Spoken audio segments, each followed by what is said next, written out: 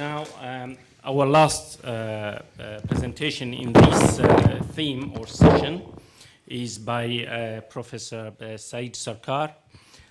Professor Srkar holds a PhD in medical physics from Surrey University in UK.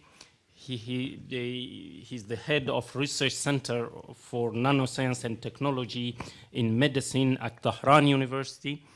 He has been Secretary General of Iran Nanotechnology Initiative Council since 2008. He has published more than 70 peer-reviewed journals and publications, and he has 2 books, and he's a winner of several scientific awards.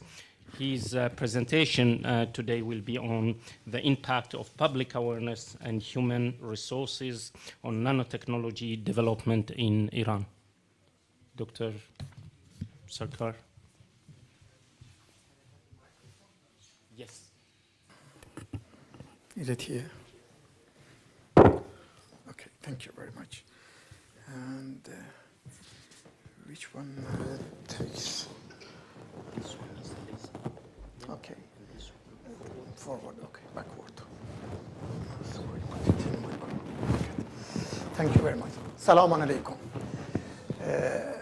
Bismillah ar-Rahman ar-Rahim. First of all, I would like to thank the organizers for inviting me and giving me the opportunity to be with you today and to share the experience of nanotechnology development in Iran.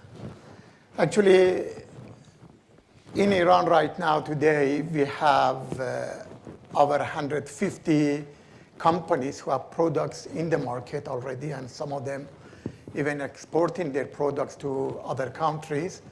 And we have more than 300 products in more than 10 sectors of industry. But how it happens in a short period of time, that's because we focused on public awareness and then human resources development. The public awareness started from the top decision makers of the country, the top politicians. And without their support, you can do nothing. So this was the first step we took. So in this regard, I'm the Secretary General of Iran Nanotechnology Initiative Council, and this council affiliated with Vice Presidency for Science and Technology. And this organization is responsible for policy making, public awareness, supporting nanotechnology development, and evaluation of activities and achievements. And again, you can see that in 2001, we found out that many actually advanced countries like America, Japan, Germany are focusing on this emerging technology. We studied about that, and then in year 2003, INIC was established during the President Khatami's government, and then our strategic plan was approved by the government in 2005. Really, INIC came about in 2003. And this is the structure of INIC. INIC is under the Vice Presidency for Science and Technology, and we have a Supreme Board in which 6 ministers are members. Minister of Science and Technology, Minister of Health, Minister of Economy, Minister of Industry, Minister of Petroleum, and Minister of Agriculture, because we wanted to make a united effort to develop nanotechnology in all sectors and all from the school, university, and then going to the industry, and to look into the whole value chain from, human resources development to science development, technology development, industrialization, and also marketing. And according to our plan, which was a 10-year strategic plan I will show you, we have different working groups active in INIC, which today I'm going only to focus on public awareness and human resources development. I'm not going to go through. I wish I had the opportunity to go through all our activities and to mention about all of them. We had a 10-year strategic plan, which started from 2005, as you see, up to now. Right now, we are towards the end of our first 10-year strategic plan, which was divided into 3 phases. And in a few days, our second strategic plan will start, which is mainly focusing on diffusion of nanotechnology into industry and commercialization. So the second strategic plan is more, our vision in our strategic plan was creation of wealth and raising people's quality of life using nanotechnology. So this is our vision. Regarding nanoscience and technology education in Iran, we started from actually different categories of education, from high school students to undergraduate students and then postgraduate students. We have a wide variety of programs and activities in all these levels. Regarding high school, we have established a student nano club who is responsible for the activity in high schools, supporting student seminars and workshops, training school teachers, which is very important, training the trainers regarding this emerging technology, and also a student exhibition in various provinces and cities. As our friend from Taiwan mentioned, we had all provinces and cities educational exhibition shows for the students, and every day 1,000 students were visiting, conveying the message of nanotechnology to students in a very simple language. And we went all over the country to show them. It was a kind of exhibition for them. We had 40 different kits to show the potentials of nanotechnology to students. And also we had different rounds of National Nanotechnology Olympiad for our students. Up to now, we have educated more than 460,000 of our high school students regarding nanotechnology through this Nano Club activity. And we have different activities. This is one of those educational exhibitions which I mentioned earlier, that all the students were participating to know about nanotechnology. This is the number of secondary schools training for nanotechnology different years, and it was the end of December 2014, which we had more than 400,000, but about 2 months ago, our last figure was more than 460,000 students educated. Also, we have a newsletter for students called Nano Bell, which all the materials regarding nanotechnology, and most of these materials are provided by the students themselves. And we publish 59 issues, and we have 12,000 copies per month distributed among high schools and for students. And we didn't actually stop at the level of theoretical training and theoretical education for our students.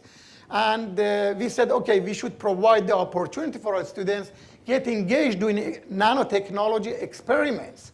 And last year, we established 49 nanotechnology labs in different cities and provinces. And in this lab, we have 15 different instruments for doing nanotechnology experiments. All these instruments are made in Iran. And every lab is capable of giving service to 1,000 students. How? It's a kind of time-sharing scheme. We have a nanotechnology lab with all the instruments, all the necessary materials, the lab book, doing about 25, 30 different experiments, and 30 to 40 students from one high school come to this lab. Group of 2 or 3 students do all the experiments, and then they go the next, group comes. And in the afternoon, the next group. And in 1 week, we can provide services to 15 different schools. In 6 months, they finish their term. About 500 students get the opportunity to do nanotechnology experiments. And then again, the second 6 months, another 500 students. This is how it works. And the point is that students learn how to make nanomaterial via physical method, via chemical method, via electrode spin, wire explosion, producing nanomaterial, then mixing this nanomaterial with other materials, make nanocomposites, look into the size and morphology of nanoparticles, having STM and AFM, and having a nanofiber machine, doing all sorts of experiments, and it's a good training for these students. And we have, a brand called Tawano responsible for all these nanotechnology. These are the same, these nanotechnology labs. This year we have another 30 labs to equip. And we have the kit. I should consider my time. This is the first level of, different equipments you see for the first pack. And the second pack is this one, all these, atomic force microscope, STM. We have 15 different equipments. Now, I forgot to bring all the booklets, things like that. Hopefully tomorrow I will bring all the education. And it was 2 years ago, which, the top 10 countries had been invited to China to have a round table to discuss about nanotechnology activities, which I mentioned about our activities in high school level. And actually a group of Americans came to me and said, we are surprised that in Iran you're doing a range of activities at high school level. We have only focused on training university students. And we had a 40-minute discussion about our experience. And actually, about 3 months ago, we were asked by Dushu Lake High School in Suzhou in China to establish this lab in this high school. And this is training the trainers. Sorry.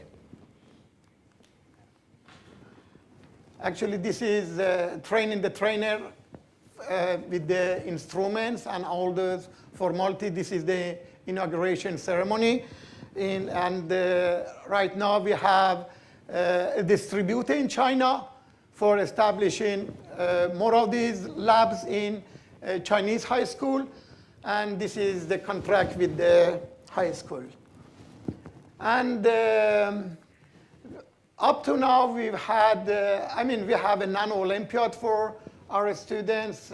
We take the exam, and we have educational camp, training camp for practical activities. And we have, this is the different years from 2010 up to 2015. You see that this year more than actually 28,000 students from all over the country took part in Nanotechnology Olympiad. As you see, about 2/3 of these students, participants are girls, interested in nanotechnology. And right now we are trying to make this Nano Olympiad a kind of international competition.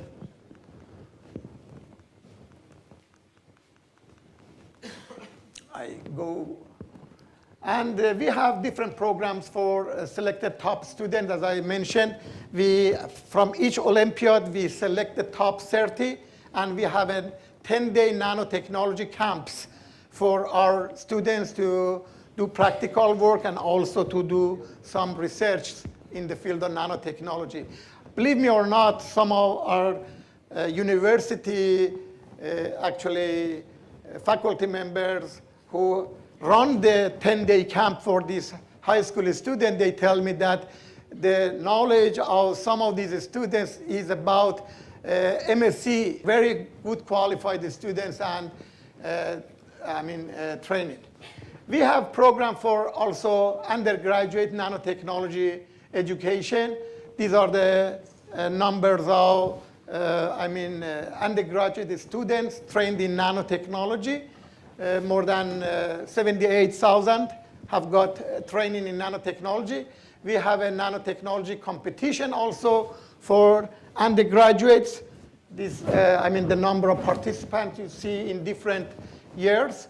And regarding nano educational, we have a website, a portal. They can go to the portal, and we have more than 20,000 members in this portal to go through publications, get information, and to know about nanotechnology. We've had more than 7 million hits in total in that regard. 65 universities in Iran are running MSc programs right now on nanotechnology, and 24 universities are running PhD programs on different disciplines, as you see. Chemical engineering, chemistry, medicine, physics, material, nanobiotechnology, all sorts of disciplines. These are programs especially for nanotechnology, MSc in nanomaterial, MSc in nanophysics, in nanobiotechnology, different universities.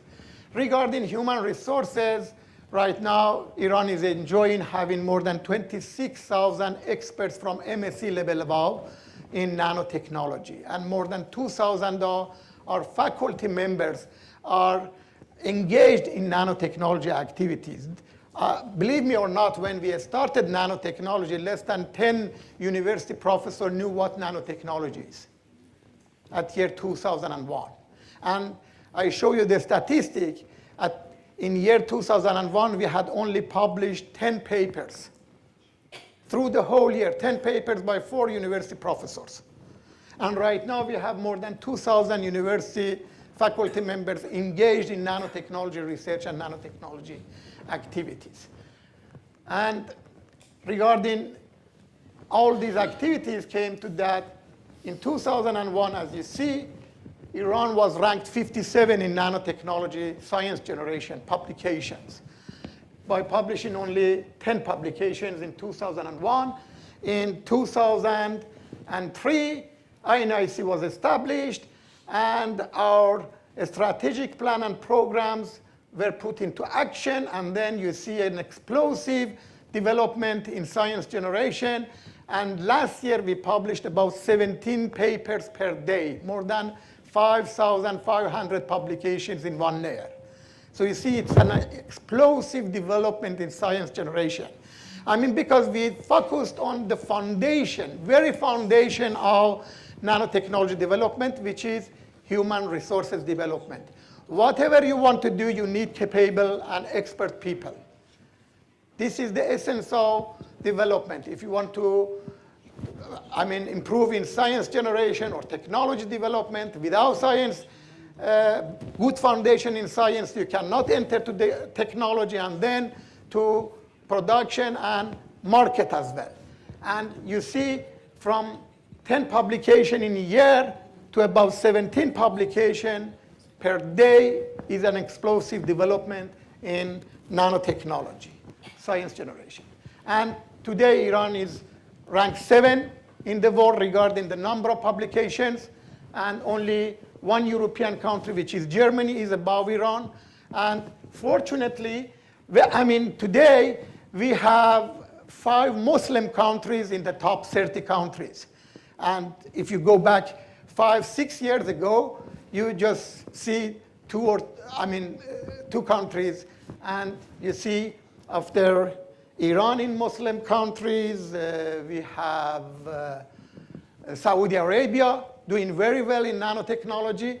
And then after Saudi Arabia, the rank 20 is Turkey. And then we go to Malaysia, 23rd, Egypt, 26th, and Pakistan, 30. So this is, the contribution of Muslim countries, which are coming very good nowadays in the field of nanotechnology. As you see, Iran is publishing about 4.8% of world publications in nanotechnology. And I think my presentation is finished. Thank you very much. Well, thank you very much, Professor Saeed. And Before we take questions, I would like to ask Dr. Young and Mr. Ahmed Abdullah and Fatma Abdullah Suleimani to upload their presentation, so we'll be ready for next session, please. Now, let us open the floor for questions. You had a chance. Dr. Mariam, you had a chance. If not, then we'll start with you, then Dr. Mariam, and Professor Ali. Oh, you're welcome. It was a pleasure to see like a real example for nanotechnology. You make it easy, like we want you to say, let's do it. Let's try. Exactly. It is as easy as you said. Let's do it. I want to ask about the other phase. What the top 3 challenges you face during running this program? And Yes. what the budget behind this project?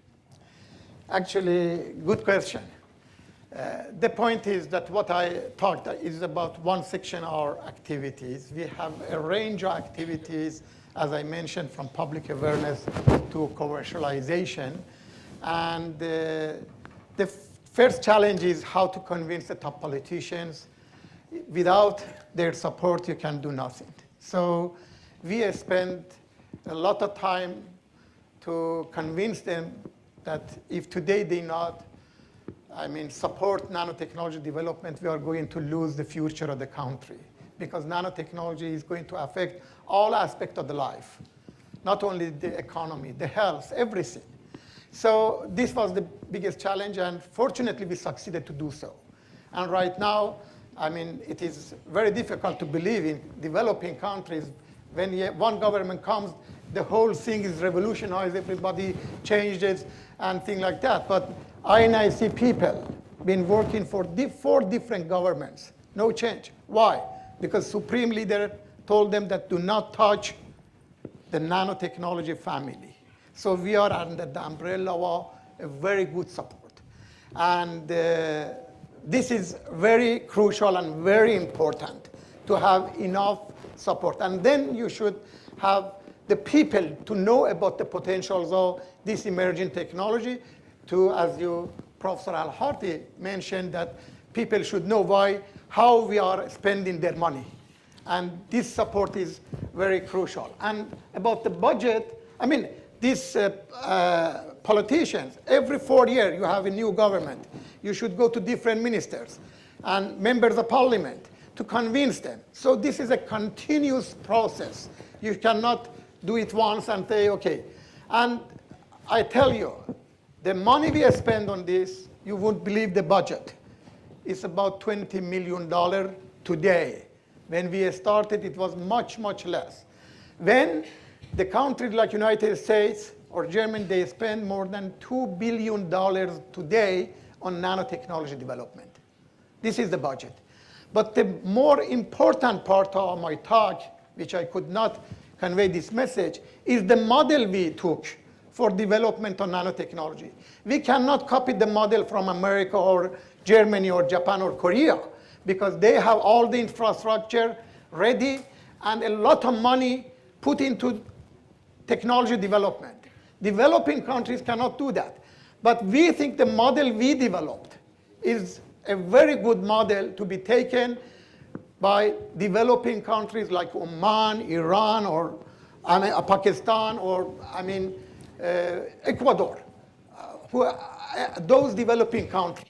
And in this regard, I think the model is the most important part of our achievements. Well, Dr. Mariam. Assalamu alaikum. Really, Professor Saeed, thank you in advance to show us this experience from Iran. Yes. My question was similar to my colleague question here. Why I'm asking this question? Because maybe Dr. Salim remember that we have similar initiative strategy in 2008 here. Yes. And I've seen that you have gone a lot forward from us in this issue. This is my second time here in Oman. I was with Professor Bhatt 5 years ago. I think Dr. Salim remember the original a workshop which was held here in January 2008, and Yes. it was also initiated with leaded with Dr. Salim, and initiated from the TRC. I think you Yes. have been there. So it's really a pleasure to see you here again Oh, and thank to you show very us this, which I think we need to take advantage from this one. We need to take an action for this issue. Okay. Thanks very much. Thank you very much. Well, you can see today we heard about Taiwan experience, Pakistan experience, Iran experience. I see the direction is not to the west, it's to the east. And it's always to think about your neighbors more than traveling far. But still today we had very good experience good experience from Taiwan, Pakistan, Iran. We are approaching Oman, in fact. Next time will be experience from Musandam and Sohar. Mariam, you are coming from Sohar. Then it will be Al-Khabura and Barka.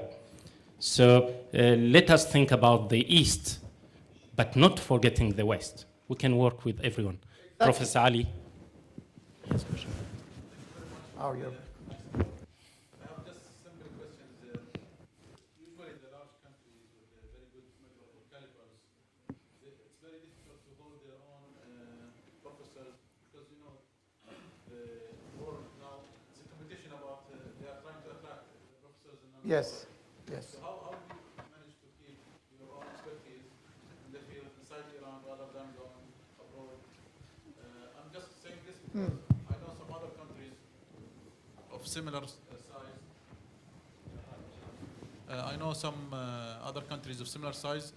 It's very hard for them to keep their own expert in the field of nanotechnology. Some of them, they go to the United States, to Europe, to other part of the world because they give them better, let's say, salary, better, maybe Yes. better things. Yes. The point is that still we suffer from the brain drain a lot, but our production is producing much more than it's going out. So we enjoy having quite a good number of these experts staying in Iran. And also during past 30 years, some have been under the sanction. And a little bit been very difficult for Iranians to go abroad. And in this regard, we provided the good ecosystem for these graduates, for their research support, and to establish their startup companies. As I mentioned, right now, I can give you the exact figure. We have around 120 startup companies stationed in incubation centers and technology parks. And apart from that, 154 companies who already are in manufacturing process and producing their products and having their products in the market and exporting them. So the good opportunity with the government support for establishing knowledge-based companies or technology-based companies is a way to, bring the hope to the graduates that they can stay and establish their own business and make money also. But still, we cannot help. There are a lot of brain drain from Iran to other countries. Well, thank you very much for You're Professor Said for sharing with us Iranian experience. I'm sure we'll hear about Kuwaiti and Saudi experience, which will be really very, very interesting because we are coming from the same environment.